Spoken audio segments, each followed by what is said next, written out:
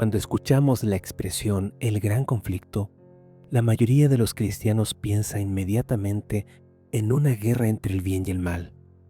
Algunos imaginan una lucha de poder, otros una batalla entre fuerzas sobrenaturales, otros más una explicación simbólica del origen del pecado.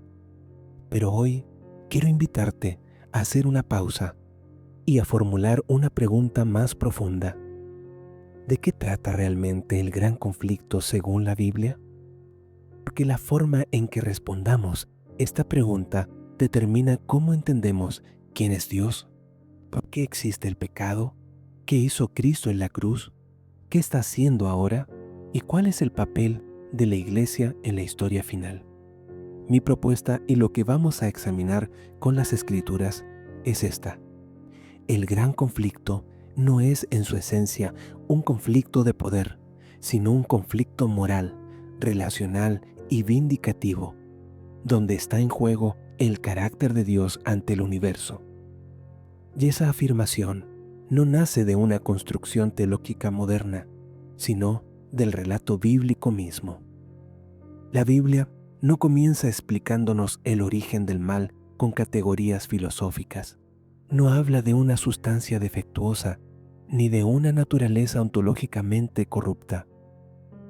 Comienza contando una historia relacional. El libro de Ezequiel, el capítulo 28, y el libro de Isaías, el capítulo 14, pasajes que más allá de su aplicación histórica inmediata revelan un trasfondo cósmico. Es decir, se describe a un ser creado, exaltado, inteligente, cercano a Dios. Un ser que no fue creado malo, un ser que no cayó por ignorancia, un ser que no fue forzado. El conflicto comienza en el interior de la voluntad creada. Isaías capítulo 14 registra 5 veces una expresión clave. Yo subiré, yo exaltaré, yo seré semejante al Altísimo.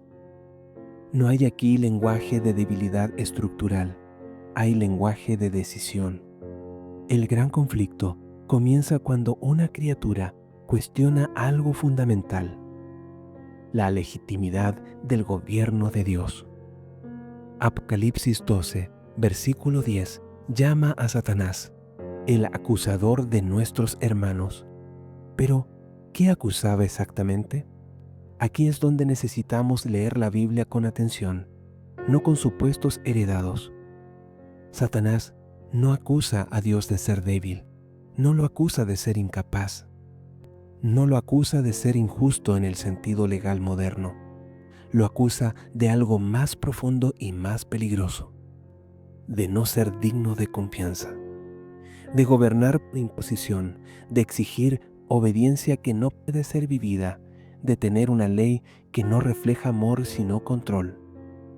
Por eso Apocalipsis 12 no presenta el conflicto como una guerra de fuerza, sino como una guerra de palabras, acusaciones y testimonio. El conflicto es judicial, moral y público. Muy pronto descubriremos algo clave. La ley de Dios está en el centro del gran conflicto. No como un conjunto arbitrario de reglas, sino como expresión del carácter de Dios. Romanos 7:12 dice: la ley a la verdad es santa y el mandamiento santo, justo y bueno. Si la ley es santa, justa y buena, entonces el problema no está en la ley. El ataque no es contra mandamientos aislados, sino contra lo que la ley revela. ¿Quién es Dios y cómo gobierna? Por eso Satanás necesita convencer a las criaturas de que obedecer a Dios es opresivo, confiar en su palabra limita la verdad, y vivir conforme a su voluntad es imposible o dañino. Aquí nace la gran pregunta del conflicto. ¿Puede una criatura confiar plenamente en Dios y vivir en armonía con su voluntad sin coerción? Y aquí aparece algo profundamente bíblico. Dios no destruye inmediatamente al rebelde, no impone el silencio, no aplasta la disidencia.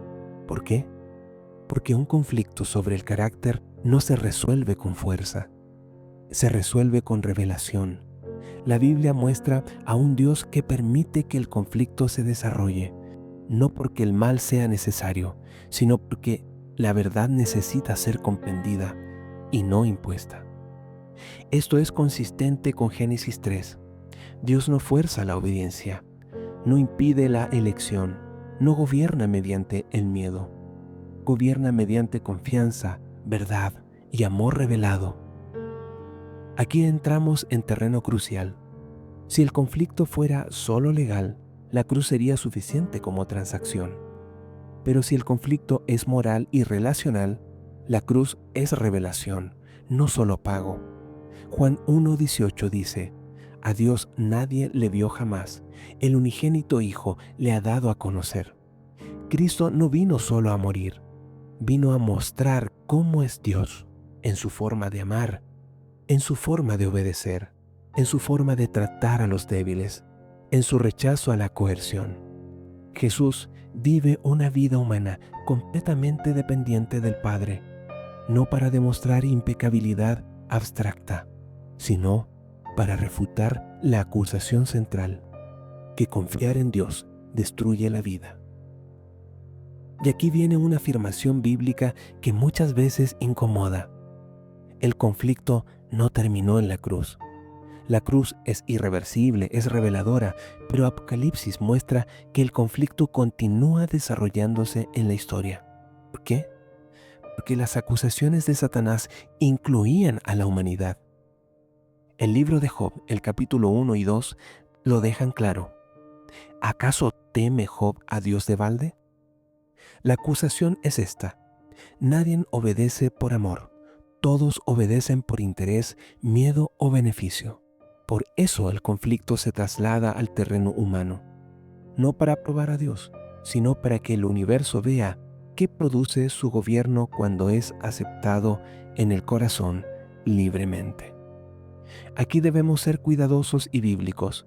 La iglesia no es el medio de salvación, no es el sustituto de Cristo, no es la fuente de justicia, pero sí es un testigo.